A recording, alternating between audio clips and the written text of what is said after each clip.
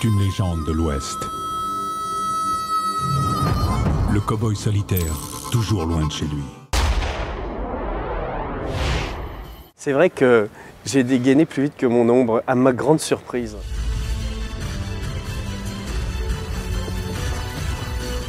C'est-à-dire, JC est venu me proposer Lucky Luke et j'ai dit oui tout de suite. Et c'est 3 ans de ma vie, un film comme ça. Et généralement, je réfléchis de très longtemps avant de m'engager sur un projet. C'est plein d'écueils, Lucky Luke. C'est super casse-gueule. Tout le monde m'a dit le fais pas, c'est infaisable. De toute façon, tout ce qui a été fait, ça a été naze, machin, tout ce que tu veux. Tu peux pas, vous allez vous fracasser. Et en fait, il y a quelque chose qui n'est pas prétentieux, hein, mais quand tu es metteur en scène, tu sais si c'est pour toi. Il y a quelque chose qui te dit, attends, c'est moi ça. Ne prends pas pour un poney. Je te rappelle que t'es que canasson. C'est moi le cow-boy. C'est moi le héros et toi le cheval. Tu vas continuer longtemps encore? J'ai grandi sur Lucky Luke. Moi, c'était ma BD. J'avais effectivement beaucoup d'autres, toutes les autres qu'on connaît et tout ça, mais il y avait quelque chose d'intime avec Lucky Luke.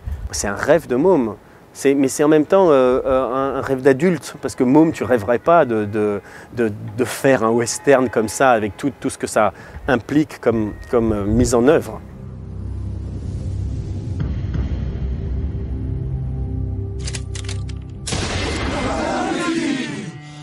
On se découvre devant une dame.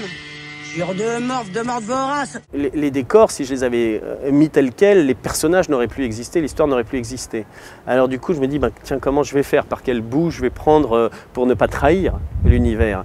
Et j'ai continué finalement cette déstructuration qui se trouve dans les dessins des personnages, je l'ai continué dans les décors.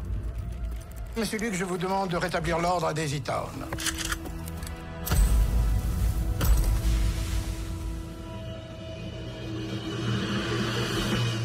Ouais.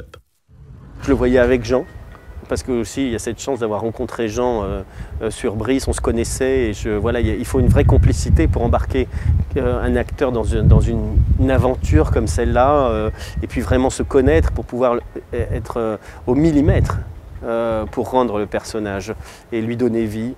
Et on a envie de le connaître à ce moment-là, surtout quand il est incarné par Jean. On se dit, mais qui il est vraiment? Voilà, Lucky Luke, d'abord, c'est pas un nom, c'est ça, tu vois, c'est un surnom. Voilà, quel est ton nom? Tout ce qu'on a dit. Donc c'est vrai qu'à partir de ce moment-là, on a des réponses dans aucune des BD, dans aucun épisode ne donne toutes les réponses sur Lucky Luke. Et si on adapte une BD en particulier, on la trahit, on la tord pour pouvoir y mettre nos réponses. Et ça, c'est donc pas bien. Donc du coup, on se dit, on va écrire une histoire qui est tirée d'aucun épisode. Et à ce moment-là, ça nous permet non seulement de s'appuyer sur les westerns de l'époque, alors on a le secret de famille, la vengeance et tout ça, mais aussi de prendre dans beaucoup de BD. Il a besoin d'une vraie femme pour s'occuper de lui. On va tout de suite voir si je suis pas une vraie.